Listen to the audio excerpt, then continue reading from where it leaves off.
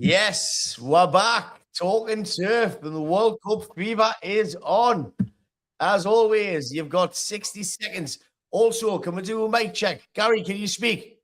Hello. If you can hear Gary, then give her a yes. Make sure the sounds are all brilliant because we're a little bit above, and that's why we're a little bit late. But as always, you've got 60 seconds. Grab a drink, grab a cup, do what you need to do. We'll be right back. Cheers.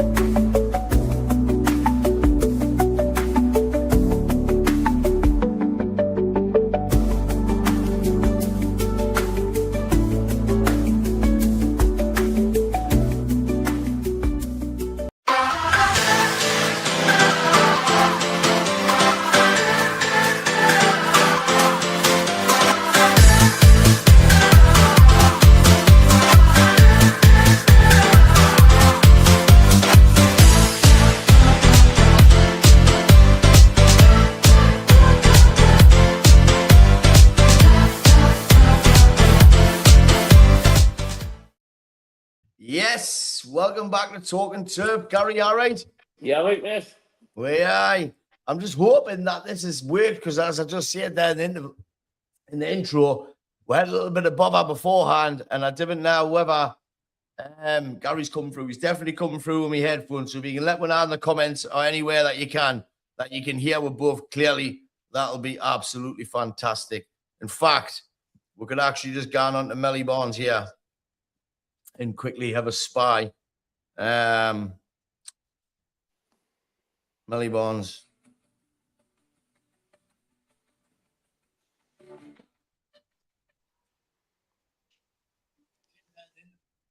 In the intro, we had a little bit of bother before we coming through with my headphones. So if you can let me know in the comments or anywhere that you can hear we're both clearly, that'll be absolutely fantastic. In fact, we could actually just go on to Melly Barnes. Yes. Jimmy Dixon, yes, both clear as day. Happy days. Wait, what a start that was the night, Gary. You've been watching that, the Brazil match. I was waiting for extra time. I was waiting for the delay. It's Brazil's nicked it 2-1, 93rd minute. Martinelli won it. Martinelli, good finish, Good finish. Aye. That's absolutely. The first time they've been beaten 10 games or something. Japan, you know. Japan. They seem like they're very regimental, didn't they? I seen that training. Mm-hmm. Unbelievable. Right, so let us just quickly get this up then, and we'll go through it, mate. Share screen. Yeah, let's go. World Cup. Share. Yeah, we're going. So this is how it worked out in the end. Group A, as you can see, Mexico finished top, played free and won free, 9 points. South Africa, second on 4 points. South Korea, third, and the Czech Republic on 1 point.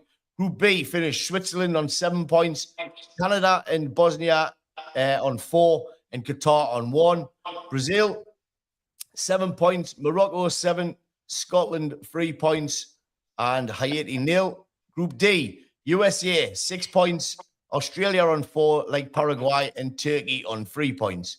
Germany finished Group E on top with the Ivory Coast joint on 6 points, and then Ecuador and Curacao. In Group F, the Netherlands finished top of the group with 7 points, followed by Japan on 5 and Sweden on 4. Tunisia on 0. Bad World Cup for Tunisia. Belgium finished top of Group G alongside Egypt, both on 5 points, and then Iran on 3 points in New Zealand. Group H, seen Spain finish top on 7. Cape Verde, 3 points, who I thought were very good, by the way. Uruguay on 2 and Saudi Arabia on 2. Group I, seen France finish on 9.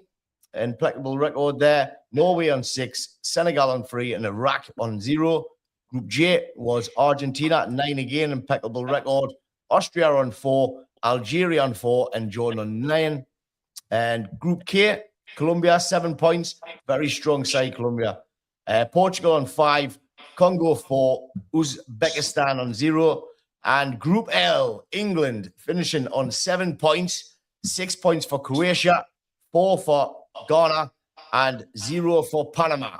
So before we get into the knockouts, Gary, who has impressed you the most so far in this World Cup? I think, like you said, I think Colombia, they look like a decent side. I think like it's being like sort of in America.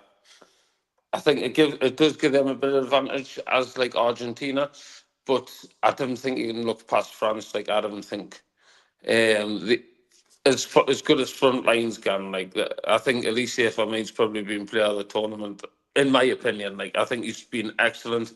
Like Mbappe has even said after the game, he says he's an absolute dream to play with. He's just got to make the run and he has the balls to get in there. So he's a class act. Him, like if you think 35 million from Crystal Palace last season or the season before, absolute steal. He's probably 150 million or something if you want to buy him. Mm-hmm.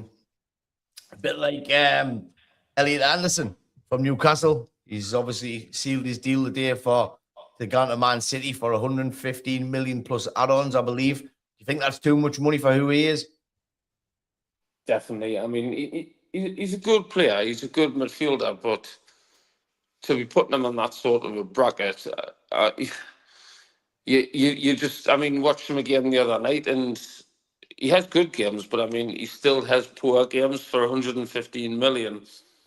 Like the other night, he was getting outran in the field. I mean, you can say that because he was playing like alongside Jude Bellingham and he didn't have Declan Rice there, but that's no excuses. It's like if you're going to City, you're gonna be put into midfields where like it's top heavy, so you're gonna have to put up with that week in, week out.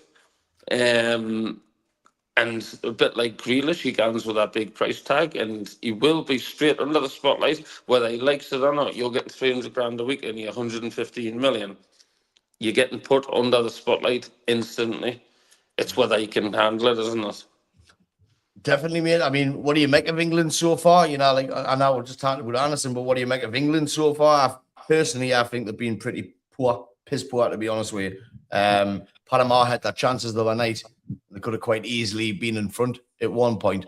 I think they should have a pin. But I didn't see that bit, to be honest. I was coming back from the bingo. No, they were lucky they wrote that. Look, we've got a couple of goals. But I always think with tournament football, we've been a bit of a slow burner, but I always think with tournament football, you can peak too early. I think if you start hitting form at the knockouts and you can start getting a little bit of momentum, we're going to have teams that's going to be expected to have chances and score goals against. Like the better teams, the further you get into the tournament. And I think that might set up best for England to be able to counter attack, because that's definitely where we're strongest. When two teams commit, I think that's where we'll play our best football. I think you're right, but you know, like we're getting on the team selection of who Thomas Tuchel chose to go now there. Do you think he made the right choices, or do you think he's left some of the better players at home? I think he's definitely left some of the better players at home, and he's took players that's injury prone, and it's absolutely bit him on the arse already. Because two or three of them players that he took that he knew was injury prone before Gan and have been all season or the last 2-3 seasons is already injured. So let's start at the back, Gary. You've got he's left Harry Maguire and Lewis Hall at home. For me, Harry Maguire needs to be there, even if he didn't have the best of seasons. He did, but even if he didn't, then you still got to take him because he's missed that England, and in the changing room, he could be a good influence. But he had a good season, and he deserves to be at the World Cup, especially ahead of some of the other players that are there. And Lewis Hall, for me, is probably one of the best left backs in the world right now. I don't think there's many players who are better than them in the world. I cannot understand for the life of us why he's been left at home. No, and then I think it was the other night. Who was it that played there the first game? O'Reilly played there the first game, and then the second game they said they were going to play Jed Spencer. No, like because like he didn't favour him as much, like O'Reilly as much being on the left hand side. Thinking, well, you've just put another right-footed player in at left back, and then Lee Dixon turned around. He went. The thing is, he doesn't really. I think it was Gordon played a 1-2 around the corner with him, and then he went running down the line. They were like, "There you go." Like if he plays him on the outside and it's on his right foot, then he's fine. Them again.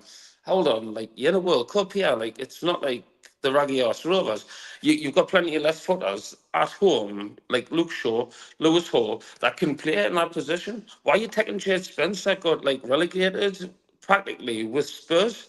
And then you've got Dan Burn sitting on the bench, who's there. I mean, Dan Burn will probably sit down and tell you himself that there's no way that he should have went in front of Lewis Hall.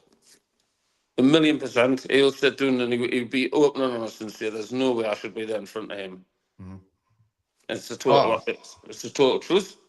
Oh, it is. It is. You're right, though. He's been bitten already. We've been an absolute calamity at the back, if you ask me. They looked like like at any point they could fuck it up, basically.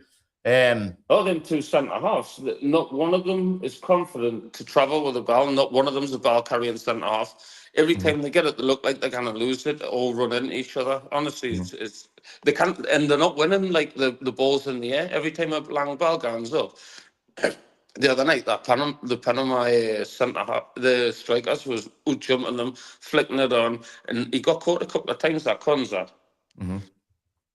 I did, and Guy, for me, mate, he was excellent at Crystal Palace, but he went to City and they ended up, for me, he ended up losing them the league at Everton. He hasn't been the player, and this is the same as what we just said about Anderson. Anderson's just the guy there.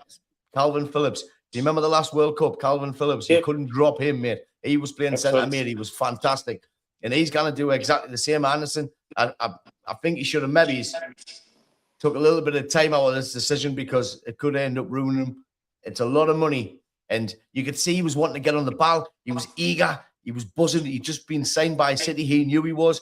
But the Panama midfield, mate, any amount of times they would, like... Ran through him. And I was thinking, like... The thing is, as well, what you've got to remember is that Maresca's coming in under... he's taken over from Pep Guardiola that's been there for the last 10 years. Probably one of the best Premier League managers that has been, right? And if you think, right, he's coming in, he's spending 116 million on a midfielder, you can't tell me that if he starts getting another caution, his team's not playing as well as what he thinks. He's going to start pointing the finger and Carl Pickwood. He's going to be looking at Anderson going, he'll start pointing the finger and and it'll not take long because Rodri's 29, nearly 30, who's been carrying injuries for the last 2 years since he had that bad injury at the last Euros. So, and then you're looking around and you're thinking they've just lost Bernardo Silva. That's another big lad at the dressing room, who's been there for 10 years under Pep. And then all of a sudden you start looking and you're going, well, who they've got on the wing? They've got Ducko, their young lad, Savinho on the other side. And then how much they relied on Semenyo. Last season, if he hadn't come in January, they could have been probably out the Champions League places. I honestly believe that. I really do.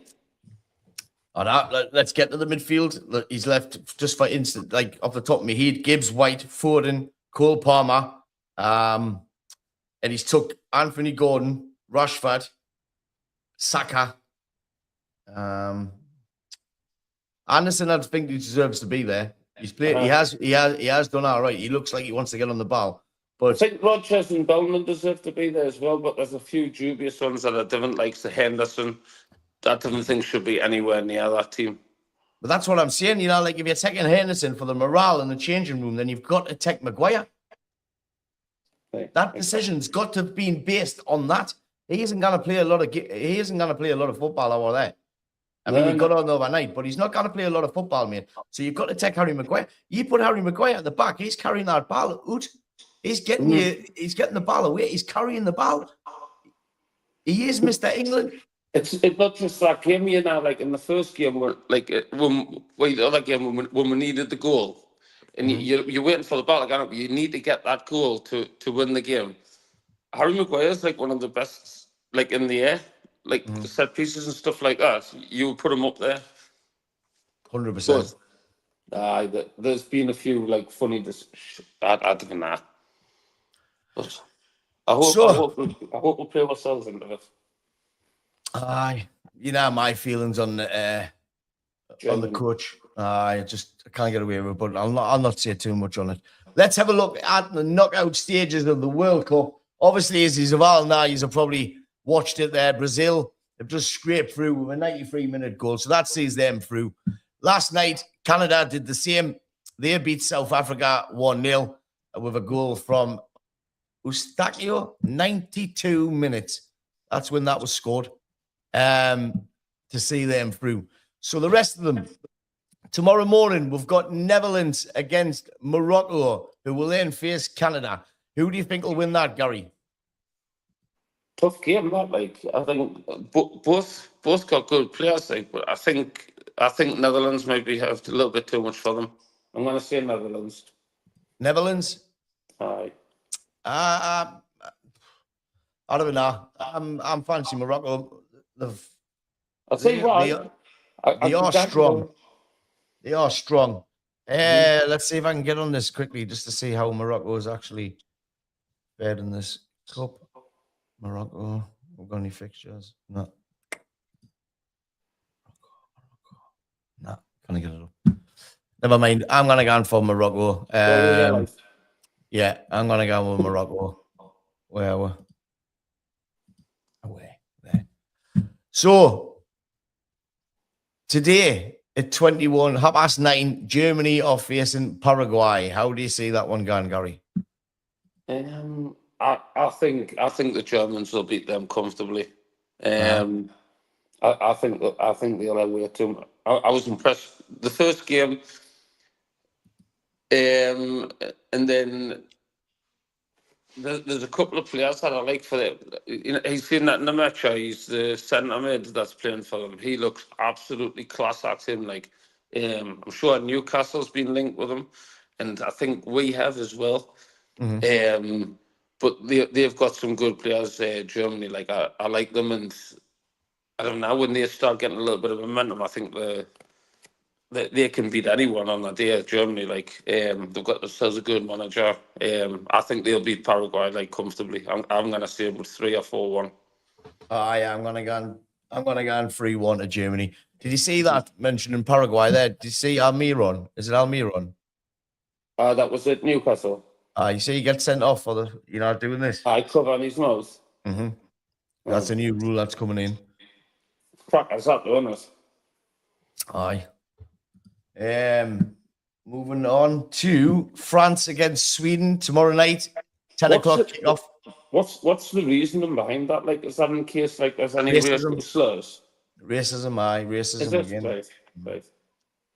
Yeah, because obviously that kid did it, didn't he? Well, he was accused of it against Real Madrid for Benfica. Aye, he was accused of it. Sorry, you're right there. He was accused of it. But a couple of messages coming in there. Yes, both clear. Get on the boys. Says Jody Turnbull. Damien Simmons, how you doing, pal? Yes. How's it going, guys? We loving it. We certainly are. We do a little bit more activity in the transfer market, but time will tell. And your Amanda's on. Good evening, lads. How are you doing, Amanda? Good evening. Yes, good evening. Absolutely. So we've done that. France against Sweden, Mara. How do you see that, Gan? That's a good game. Oh, good game, aye. Isak and Gogoris have looked class together, haven't they? They've looked good, Sweden, like. But again, having said, I've said that, like, France, they look mint, but I think, like, a little bit like Liverpool, what I says and predicted at the beginning of last season, everyone thought when they spent that 500 million that would blow everyone away. I just think that they could be a little bit too top heavy because I didn't rate the defence that much, if I'm being honest. I really didn't. I don't think like they're that great at the back. They'll probably have enough to beat them, but I think it'll be close. I think 3-2 France. It's going to be an interesting tie if both of them do come in. Like you say, it'll be Germany against France in the next run. That'll be a good game, mate. That'll be a cracker, that I will. I'm going to back you up, though. I'm going to go in for France. I think they're going to have too much power. Yes, Isak is playing well, and Elanga's getting goals as well. But France, they're top heavy, aren't they? They can score goals for fun, and they can destroy any defense. So I'm way on that one. I'm going to go 2-1, though. I think it'll be a close game. Yep. Moving on, Belgium against Senegal, another good game. Senegal, although they finished quite low, Belgium, I don't know, mate. Like Belgium, the last couple of they didn't look great to me then. They didn't look as good as what they have done. No, they're an aging team as well, though, aren't they? And they haven't seemed to have like that next like sort of generation of players come through to back up like say De Bruyne, like Kaku, the even like the defenders and stuff. Like they're an aging squad. And I think Senegal. Did you watch them against France? I think it was the first game, and the first half they were excellent. And they just ran with the steam. France ended up like beating them in the end, but they were meant for the first half, and they could have been like a couple of goals up. I think they'll be too strong for Belgium, to be honest. I'm going to say Senegal 2-0. I'm going to go Senegal as well. I fancy them. I think you're right what you said before, you know, a lot of teams, they just need enough to get through the group stages and they're keeping it for the knockouts. You know, the best efforts is going to come in the knockouts. And I think Senegal is one of them teams.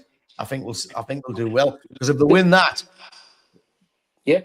I'm echoing like out me. I don't know if it's echoing through here. If they win that, mate, they're gonna face the winners of USA and Bosnia. So that could then push them, you know, like Fancy that.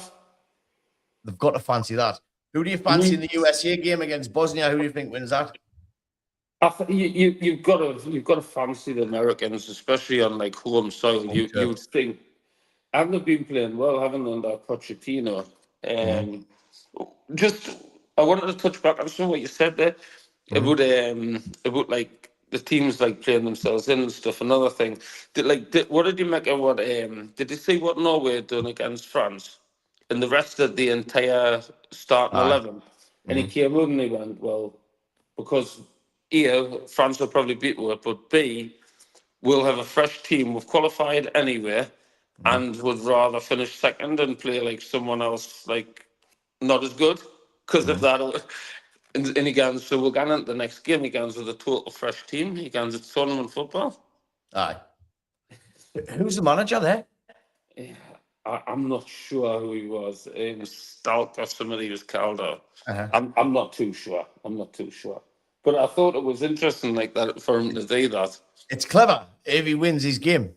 If he wins the game, or if he wins the game, he could make it something stupid. Aye, yeah, aye, totally agree. So you can see why he's done it. You know, like it's a lot of games. Normally, internationals are only playing twice every 3 months. Now they're playing ultimately nearly 5 games in the space of 2 weeks. Aye. You know, it's kind of like knocking football for the juniors, isn't it? It's thick and fast. Thick and fast, mate. Moving on to Spain against Austria. You think the Spaniards have got too much for Austria? Oh, way too much for me, mate. Way too much. You can just see Austria sort of sitting in and trying to hang on, but I think Spain, they'll break them down. I'll say 2-0 Spain. 2-0, I think they'll have too much. I think you're being a little bit nice to Austria there. I think they'll batter them. I'm going to go 4-0.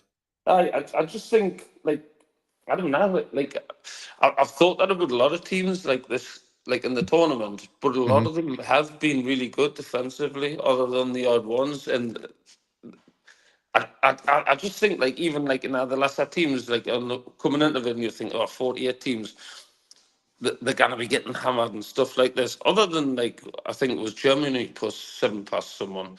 Other than that, I mean, Spain struggled against Cape Verde. Did that finish like 0-0? I think that DR Congo, I'm sure they got a draw against someone. So the Val held their own, like, and the African teams have done pretty well, I think, like, because the athletes are strong and the heat doesn't bother them, the humidity. They can play in it, they bother. I think you're right, mate. It's definitely proved. What do you think of this break? This, you know, the break they're having for drinks, for hydration. I mean, I think it's a bit stupid when, like, if they've got air-conditioned stadiums or if it's raining and it's not. But I mean, I don't know.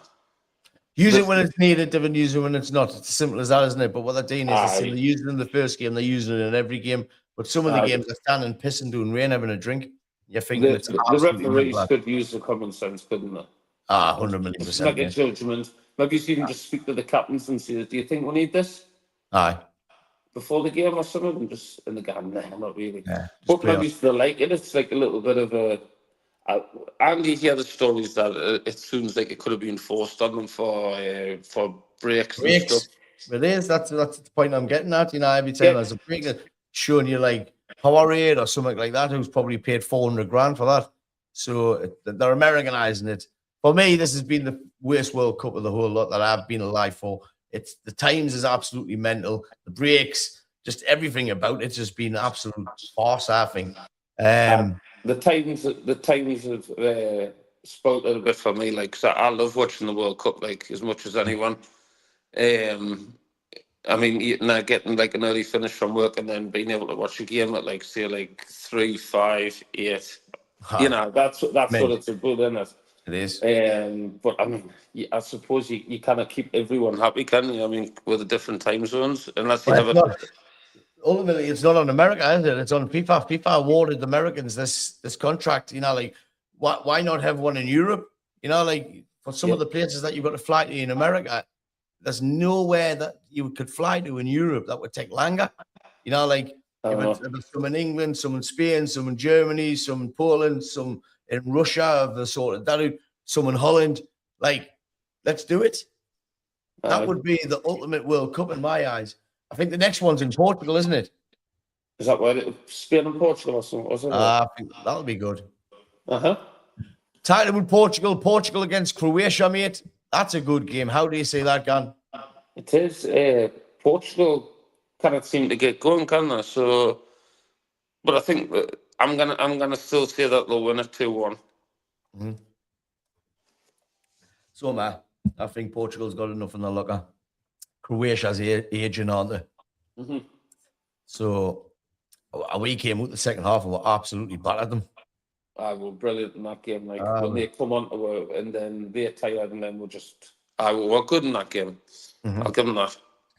And as we know, Brazil have just beat Japan there 2-1, and lucky Japan, that did very well. And I'll rest assured, I bet their dressing room's absolutely sparkling clean, because that's one thing they do. They were tidy in the stadium the other night, wasn't they?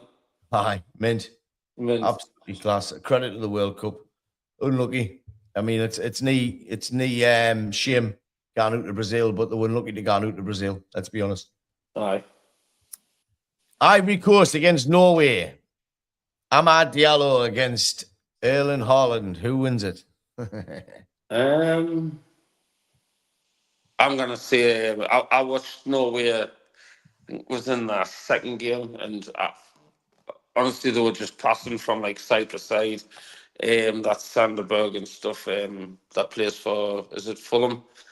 They just had an out about them. I mean, Haaland ended up like he knocks one in, but other than that, they're a poor side. I think like they've got like obviously Haaland, so you've always given yourself half a chance. But I think Ivory Coast will have way too much for them. I'm going to say 3-1 to the Ivory Coast. 3-1 Ivory Coast. I think you're probably right. I think you're right with the heat and stuff like that. They're used to it. And I think they'll have too much for them, unless Haaland has the game of his life, but he's not playing at City. You know what I mean? He's playing totally different players. So, personally, I'm with you. I think the Ivory Coast is going to win it, mate. Mexico against Ecuador. Another hosting Ecuador. How do you see that, Gun? Mexico look decent, haven't they? But have they played much? Have they played anyone? Still at home against Ecuador, probably not the greatest. Another aging side. I think Enna Valencia is a striker. I think he's 36 or 37 now. Uh-huh. I'm going to say Mexico will beat them. Mexico, yeah. I think I'm with you. I'm going to go in Mexico as well. I think they'll have too much in the locker to beat Ecuador.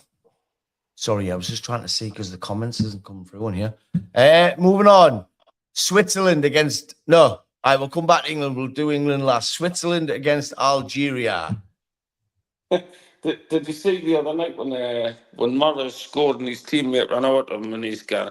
Mahrez was celebrating and his teammate gone Zoa and he's saying to me is he's gone, you just scored against, we're going to get Spain, and his face just went. But then they ended up conceding a couple anyway, so then it worked out for them. But Aye. it was quite funny. But Algeria, another decent African team on there. I, I think they'll beat Switzerland. Like I am going to go 2-1 Algeria. I'm going to go the other way. I think Switzerland will win 2-1. I think they've got like a close-knit team, everything. They work hard for each other. It'll be a good game all the same. You're going Algeria. I'll go Switzerland. Colombia, who have been very good. They face Ghana. Good game, that, Gary. I don't know. See, when we played them last week, Ghana, I just thought like, I don't know, they just sat back. They didn't seem to have like. I just think you look at like Colombia, another South American team. Luis Diaz on his day is probably one of the best swingers out there. I think he's an absolute class act. And he's been mint in the World Cup so far. I think they'll have too much. I'm going to say 3-1 Colombia. 3-1 Colombia. Yeah. Yes. I've got to go with Colombia as well. I've been very impressed with them. Portugal really struggled with them. They were physical. That kid up front. Who's that kid up front? Is it Arojo? Arojo, is that who it is? Is that who it is? I think you might be right, you know. That's it. Is it? Let's have a look. Where's the kid from that's just signed for Liverpool? Munoz? Where's he from? Is he Mexico? Nuno. Newcastle went for him and then he signed for Liverpool right at the end. Mental, that. You'd think Newcastle would learn, wouldn't you? Well, we're Sunday, Colombia. The kid is Cordoba. All right, Carlos Cordoba. Mate, I mean, Rodriguez obviously stole the show, but that Cordoba, he's a proper old school centre forward. Did you watch him on? No, I didn't watch the game, mate. I didn't. He was good. Like, he's very good. Who did you say there? What was the kid's name? Nunes. Is it Munoz? She just signed for Liverpool. Right. Juan Nunes. Aye. Adelaide? Nah, that can't be him. No, that's not it. Yeah, that's not him. God knows. We'll come to that in a minute. Australia against Egypt. Mo Salah. Aye. Again, I'll definitely go for the Africans in that one. They've got a few good players. Egypt. It's not just Salah. They've got some good players there. I still rate, and I hasn't shown at City like as much as he should, but I don't think he's had the best chance either. But I think Marmoush is an absolute class player, mate, and I think he'll have a mid-season if he gets a proper run in. Mm-hmm. He is a very good player. I think he'll get his chances well with this Marasca. You know, like if you're in form, you're playing. Whereas he had his favourite Pep, didn't he? Aye. But you know, it's like Pep Guardiola knows what he's doing. I just didn't understand like some of the things that he did. I just thought like Foden would be unreal, and then he would just drop him. I know. And you're thinking, you meant. Mm-hmm. Next up is Argentina against Cape Verde. A special mention for Cape Verde here, like mate, because I watched them on a couple of games, and I think they've drew all three of their games. I thought they were decent, like. Mm-hmm. But I think Argentina will beat them. But I just think they've had a good little World Cup. Like, they can be proud of what they've done. No, definitely. They'll probably expect them not to get any points at all, won't they? Everyone probably expect them just to come and get absolutely battered. Come on. But they don't. But I'm with you. Like, Argentina will beat them, I think, comfortably. 3-0. Mm-hmm. We'll finish off with England. England are facing Congo to Wednesday night, 5 o'clock kickoff. obviously, you would expect England to go through. I definitely do. 2 or 3-0. And then they face the winners of Mexico against Ecuador in the next round. Who do you think wins with England and Congo? And then do you think they'll get through the next rounders on top of that, Gary? I think they'll have too much for Congo. I really do. And then the first real test, I think they'll be against Mexico, which will be a tough game. Probably at the Azteca. That's where that'll probably be against Mexico. So they'll have like the home crowd, but England will still take a lot of fans down there, and I think they'll fancy themselves to beat them. And I think if they can get some sort of a bit of form going in the next game, I think they're good enough to beat like anyone on that day. But they need to pick it up. I'm the same as he. Like I didn't think we've been that great. No. And like in the day, need to lift that game. Especially the defenders and that, because you look at some of the quality in the other teams. They would have put 2 or 3 of them chances away that Panama and Ghana, the likes of them that couldn't do it, and then it would have been our group would have looked totally different to what it does. So yeah, I think the first test is going to come in the next round. I think they should have enough in them to beat Congo, but I think against Mexico, that's when we're going to see any team gets in behind them, lot, no problem at all. Any decent team gets in, no problem at all. We'll see what happens. That's the halfway point. When we come back, we will be talking about any transfer news quickly. Ins and outs. If anybody's got any information, drop us a message, get involved, get us some comments. I don't think the comments is coming through. I don't know what's happened tonight with this. I have changed our list, as you can see, so I don't know if I haven't put something in the right place or what, but we'll get to it. Here's the adverts. We'll be back in 2 minutes and 42 seconds. Cheers. If you'd like to advertise with us like these following businesses have done, then get in touch with Melly or Gary. It's only $5 a show, and we're hitting on average, I would say, between 10 and 20,000 people per month. Support us, and we'll help support you. Melly's Carpets and Bed, 63 Station Road in Ashington. Free measures are available daily. You can call 01670 632216 or find us on Facebook. Melly's Carpets and Beds. Laying our reputation, one recommendation at a time. BA Commercials and Northeast Metals Limited, where you can get almost any used car part. The best prices is paid here for scrap vehicles and metals. They have containers to rent short and long term from just £30 per week, as well as plant hire and also commercial buildings for rent. Call during working hours on 07825 405 772. GB Glazing and Joinery Limited, based in Ashington, Northumberland, but covering the whole of the Northeast. CERTAS approved, who specialise in windows, doors, warm roofs, kitchen, conversions, and conservatories. Call Gary during working hours on 07825 160 777. A1 Fire Stopping and Drilling Services, who specialize in installation and maintenance of passive fire protection, fire stopping, and thermal installation systems. You can email your query to Martin. That's at martin.gallen@a1firestop.co.uk, or call during working hours on 07751 429 045. A1 Fire Stopping Services. Ashington Properties, whose company mission is to create high-quality homes for the local community and Northumberland, and whose company values are transparency, trust, and loyalty. You can email them at ashingtonproperties@gmail.com or call during working hours on 07985 203 094. And last but not least, most cuts. You can call Lewis on 07519 07787. You can find him on Facebook, and you can also book through the Booksy app. You'll find them down in Newbiggin on Front Street, straight opposite Chisholm Bookmakers. Always look fresh when you get cut off Moz.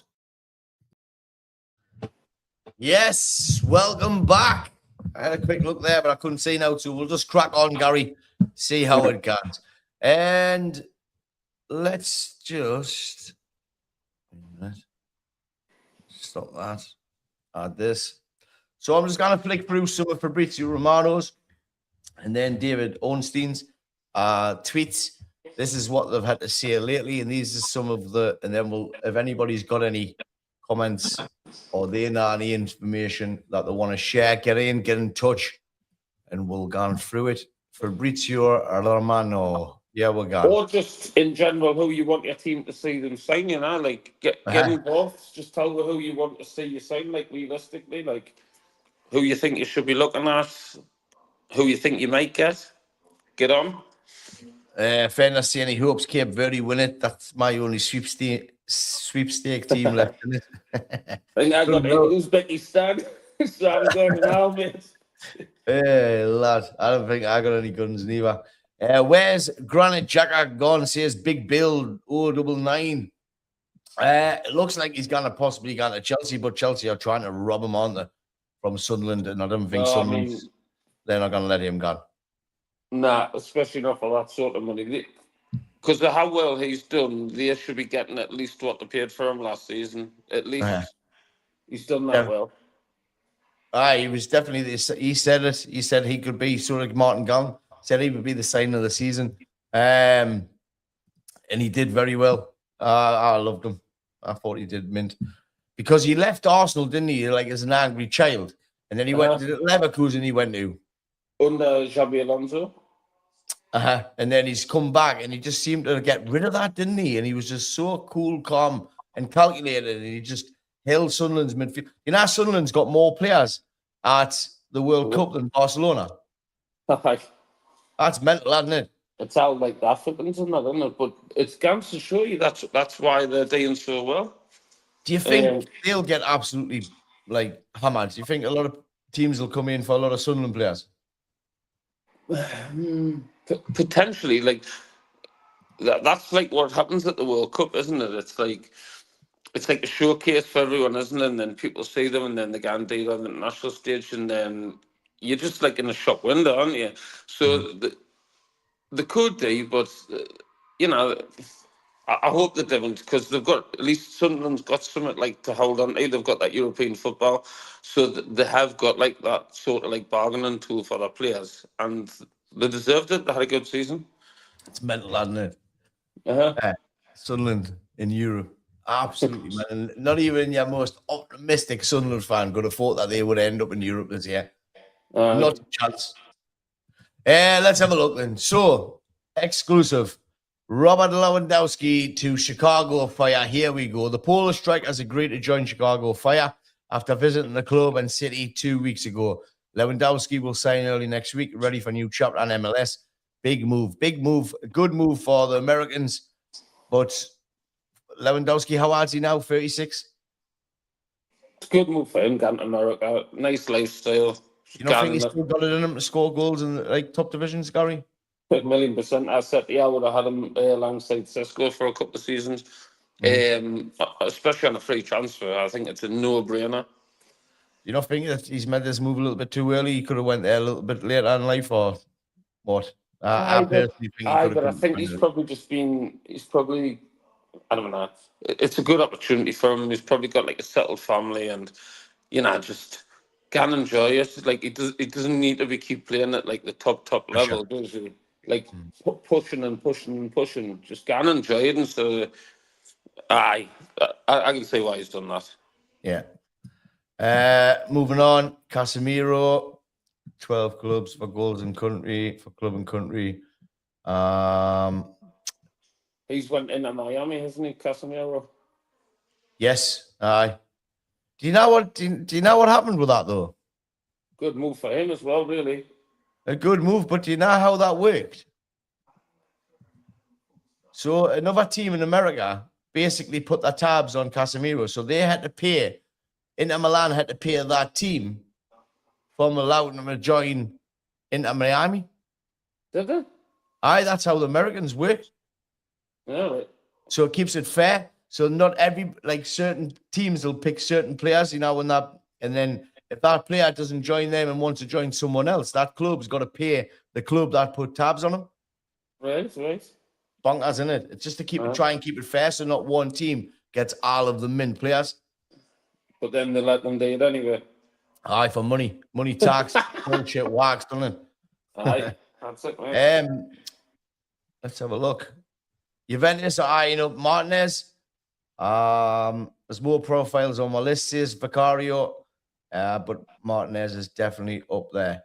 Juventus, Carnavelli confirms we're in talks with PSG for Moani. Hayden Hackney to Everton, deal sealed between all parties. Hackney accepts all terms of AFC contract proposal wanted by David Moyes. He's obviously gone from Middlesbrough, isn't he? Mm-hmm. Good player as well. Good move for him, that, to be fair. Like, that is. Yeah. Leeds United have completed all formalities for Harry Wilson from Fulham. Wilson signed him. Aye, good player. Yes. Can create. And obviously what we're talking about before, Elliot Anderson soon to be announced of first signing of Enzo Maresca era at Man City after medical done and documents approved between clubs. Final fee, £116 million. Club record signing for MCFC, breaking the Jack Grealish move worth 100 million. We touched on it before. Is this a great move or has he ruined his career? Just simply. I mean, it's potentially a great move, but it's a one that comes with a high risk. Like I say, I think the fact that it's Maresca is going to be under massive pressure. He's got to deliver Champions League football after Champions League football. He's got to deliver trophies every season. He's got massive boots to fill. We've seen how hard that was for Man United. Not just that, he's got like half a rebuild to do on top of that. Can he do it? That's the difference. Can he do it? Well, he'll get the chance, or will he get the chance? That's the thing that we're probably talking about. God knows. Maresca gets 17 million compensation from the Man City deal. So they've spent 150 million already, and they haven't even. They've got one player in. Yeah, and they've lost better, in my opinion. Aye, much better. I will not touch on that. Liam Rosano in official talks with Paris FC over a contract to replace Combori as new head coach. Crazy that. Manchester United consider Amad Diallo as not for sale this summer, despite approaches and interest. The Ivorian winger won't leave MUFC. They see him, Ahmad, as a key player. Do you agree with that, Gary, or do you think it was probably right to sell him? I'd say why they're keeping him, because he can play in like different positions, but he's a good enough player for me. Like, I like him, but I did think there was a chance he would move on. What we've just talked about there, Chelsea will continue talks with Sunderland this week for Granit Xhaka deal, trying to unlock the negotiation. 8 million is clearly not enough, but player keeps pushing to join CFC and work again over Xavi Alonso. Do you think that's the reason he's pushing to work under him? Or because obviously he was Arsenal through and through, and then to be pushing to leave to go to Chelsea, who didn't do as good as Sunderland this year. Like, is he right to do that? Let's be honest. Where would you rather live? In Sunderland, or would you rather live like in Chelsea, Knightsbridge? However, me personally, I'd rather live up here, but you can see why they want to move in there. See why, yeah. Aye, definitely. Evening Fairy, he's on. Fazza's in. Fazza, you happy about Xhaka potentially leaving, Murray? He'll be foreman. Casino will be the Ecuador captain from now on, also in the upcoming games. Decision made and captain's armband given by Valencia. Is Antonio Valencia the manager of Ecuador? No, Enna Valencia was that's what I was saying before. He used to be the captain, but he's like getting on. He said that it should be him, so he's given the armband. Because Antonio was Ecuadorian as well, isn't he? Aye. Champion. See, Vidic has joined the coaching staff now. Who? Vidic.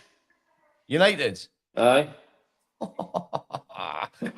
going to win the league. We're actually going to win the league. Could see the rules.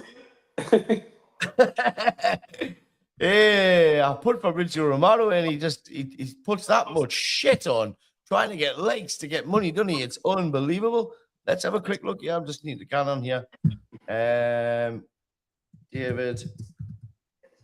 Ornstein. This guy's normally That kid that Liverpool's been sniffing around, that Jan Diamandi, the Ivory Coast kid. Apparently they've come and said that he wants to go to Paris Saint-Germain. Aye. Like yesterday or the day. So he doesn't look like he's going to Liverpool. Let's look what Ornstein's saying. Harry Kane likely to sign a new Bayern Munich contract despite Barcelona inquiry. Barcelona called the camp to express interest, but barring an unexpected twist, England camp will extend at Bayern. I cannot believe he's not coming back to the Premier League to try and break Shearer's record. Apparently, like, he's just settled that much, so isn't he? Like, his family's settled it, and like they just love living across there. So that can show you what type of like person, what type of bloke he is. Like, he's not thinking about himself. He's not thinking about his records. He's not thinking about like that. He's put his family first and his life, which I appreciate, like, and respect that more than out else me. Like, so I like say hats off to him because he should come back, and that's what everyone else is thinking. But he's putting his family life in front of all that, and I think that's class. Fair enough. Definitely. Isn't it? Aye. It is, like you've just said there before, now Diamandi chooses Paris Saint-Germain as next destination as he departs RB Leipzig this summer. 19-year-old said to believe in PSG project led by blah, blah, blah, blah, blah, and wants chance to lift trophies regular and win the Ballon d'Or. Now, like having high expectations. Good luck. We've just touched that. Sunderland rejects the offer from Chelsea, and rightly so. Manuel Ugarte is likely to miss extended period with knee ligament injury.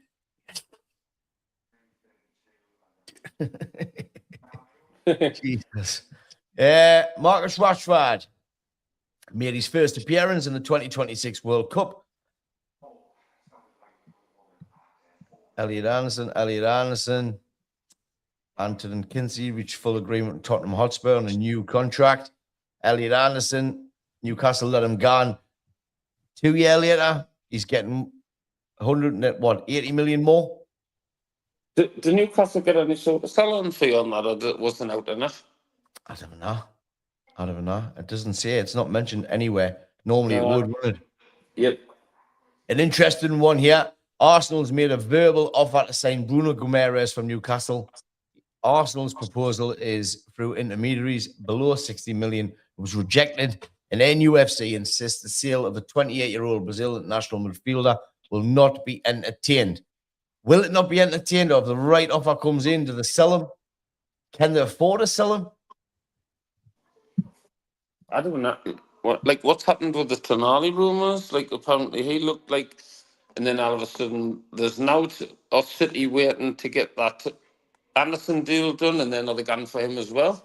There's rumours of that. Like, I don't know. Money tax, like I say. Ferry's basically saying just goes to show what players are like nowadays. Granted on the mic, saying he loves the place and people. I'm on a journey, blah, blah, blah. Don't get me wrong. Let him go for the right price. He never scored a worldie for the All-Stars at the Soul. Yes, Bazza. I'll pay you later, kid. Man City agreed to sign that. That's a lot of the news lately. Leeds have signed Harry Wilson, as we've touched on.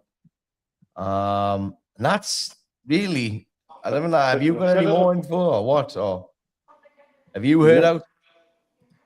No, not really. It's it's all just hearsay. I think a lot of teams, because the financial year doesn't officially start for the Premier League teams until the 1st of July. So I think that's when you'll see, like, because then that becomes like next season's books, you see. So out that you put on from there, and now you can have pre-agreements and blah blah blah. But that's officially when like those they'll sign them from the 1st of July. So I think that's when you likely start to see it. We mentioned before that Sunderland could potentially get hammered. You know, like a lot of people could come in for Sunderland players, the international players. They did well in the Premier League last year. And there's a chance that people are looking at that and thinking, we could use him. So That being said, we'll touch Sunderland. Do you think the same is going to happen in Newcastle? Last year, they had all these, they just won the Carabao Cup. They got Champions League. The push would have been, look, we're pushing on. We want to win the FA Cup. We want to challenge for the Premier League. That was that. What could have been put in the contract to 10 players to come to the Northeast. They haven't got that new. Tonali's been linked away. Bruno, there's an offer in for Bruno. Gordon's obviously gone. Wissa hasn't headed off. Walter Mead hasn't hit it off. Lewis Hall, if an offer comes in for him, do you think Newcastle are going to get hammered? Do you think teams are going to come in and they're going to take some of the Newcastle players because of the season they've had? And now that they've witnessed and played in the Champions League, a lot of the players will want that again. If they're struggling with FFP or whatever it's called, do you think they're going to lose players? Do you think they have to lose players to be able to, for them to sign more players, the young'uns, bring them through and get Bruno wasn't really a name. They brought him in and they could get 100 million. Yes, they've messed up with Anderson, but I just want to know what you think. Do you think Newcastle are going to lose a lot of players this window? And do you think also that they'll sign anyone, or do you think the owners are behind them? What's your thoughts, Gary? It doesn't look like, because I think, like what you said there, I think Newcastle's time to kick on was last season. They messed up with the director of football. They let Eddie Howe take the reins. That Paul Mitchell was there. He obviously had his plans, his players that he wanted. Eddie Howe didn't agree with it, and then they've given Eddie Howe the purse strings, and to put it bluntly, he cocked it up.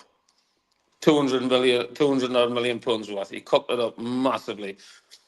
That's put Newcastle back in 3 or 4 seasons now, because this season they haven't qualified. Now, they haven't got the money to offer them players new contracts and put them on bigger wages to attract them and to say, look, we're on a project, we'll pay you to keep you here. They're not willing to do that. They've already said that. You know what I mean? So then teams come in and then they test the water and they're going, well, come play for us. We're in the Champions League. If they do that, they could put Newcastle back maybe even another 3 or 4 years, because then they're thinking, well, they have to literally go out and find another Bruno, another Isaac, another Lewis Hall, another Livramento, another Tonali, because you're back to scratch. You're back to the drawing board, and you're left with Wissa, Alanga, Voltemade, and the rest of the ones that's probably mediocre. And the likelihood is you probably are going to lose them players. And all it's going to take is for one of them to gan, because once one of them gans, then the other one will gan. I'm not staying here, but he's there. So then I take the flak, and then I'm stuck here for the next 3 years, because I'm the one that looks crap because he's left. And then they put us alongside Plumman, I don't know, someone mediocre because they're not willing to spend the money, or they cannot attract the players. And that's the way it's going to be. So I think that what happened in the summer, I think, is massive. I think Eddie Howe's fucked up massively. It's a big summer. It's a big summer coming up for them. Fairy's touching on this, saying, what about the Sunderland lads scoring for fun in the World Cup? I think we've got 5 or 6 scorers. Any tune players doing out, not going to do you any good, though, is it? People are going to be watching. You could potentially end up losing them, I think. I think teams will come in and plot Sunderland. I think it's going to happen. Are Sunderland bothered? Will they let them come in? Can you remember we were speaking to the Blackburn fans, and they says, no, we pray that we'll get 15, 20 million for a player. For one Sunderland, player. Are Sunderland still thinking like that? If they can sell 5 or 6 of these Africans and get a couple of £100 million, that would do them the world of good. Then they could go and recruit again. Sunderland aren't in the same kind of, I don't mean it's disrespectful at all, because obviously they're in Europe and stuff, but no Sunderland fan, the owner, nobody would have expected that. So I think they will quite happily sell the players for good money. That would do the club's finances the world of good, and then go and recruit again. Do exactly the same thing again. None of these players had been heard of before they come to Sunderland. No, you're totally right. But when they even got a sniff of it round about the Christmas mark, their chairman even came out and he says he was willing to go and hide the money, and he did. They went and hide like nearly 100 million or something in the January to recruit to get more and more players, because they knew that the players after the African Cup of Nations and stuff was going to hurt them. So they went and they spent the money, and that's why they deserve Europe, because the owner committed. Which is a lot more than what the Newcastle owners has done, and they've hid behind this FFP for too long for me now. The other clubs has gone out, the likes of Chelsea and stuff, they're putting players on 10-year contracts. There's ways of running it, there's ways of doing it. And they just didn't seem like they're interested. The club had tree root surgery, top to bottom, so I have all faith. Big Bill saying, Eddie out. Get in. Moving on, Man City, obviously, they've lost Pep Guardiola. In comes Enzo Maresca. Their first signing's 115 million. Elliot Anderson. They've lost some good players. Can you see them having a good season, or do you think that it's probably going to be the opposite? I'll be honest, like I think they're going into another, like a mini,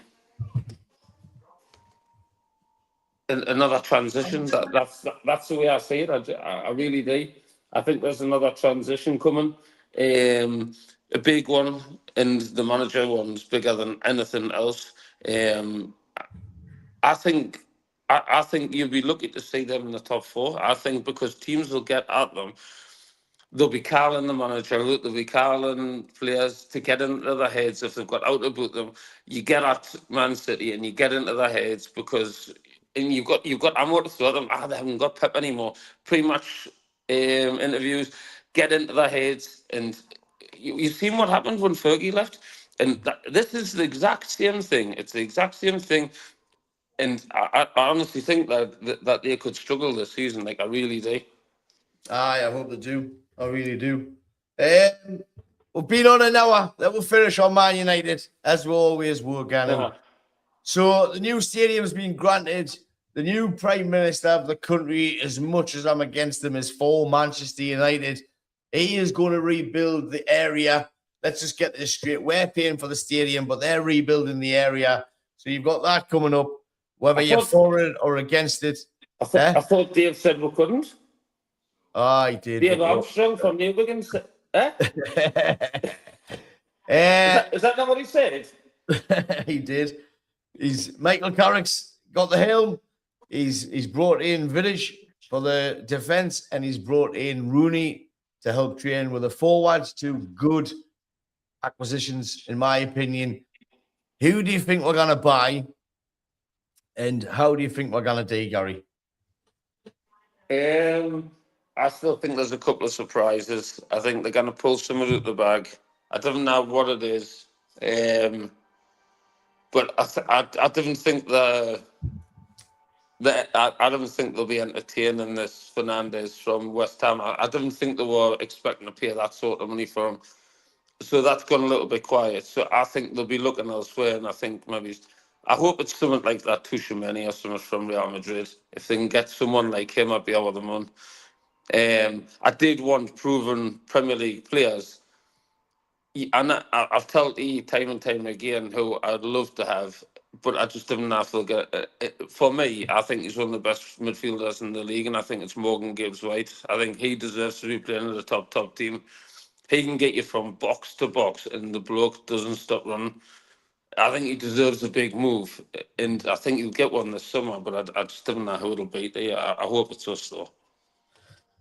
I would take him, but for me, I want Lewis Hall, Sandro Tonali, Tuchemani, and a goal scorer. I'd probably even take Ivan Toney. Somebody that can score goals for fun. He's Premier League proven he can do it. So would you rather have Tony and Mateta? Mateta just for the song. Kuna Mateta. Down some Matt Busby way. Kuna Mateta. Right. That's it. That's an hour and 5. Thank you, Gary.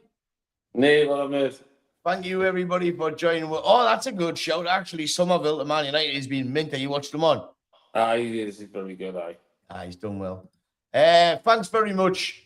We'll be back next week, maybe if England get through, and we'll do it again. We'll have an England special. Cheers, Gary. Thanks, everybody, for joining in. We'll see you next time. Yeah, I'll see you later. Ta-ra.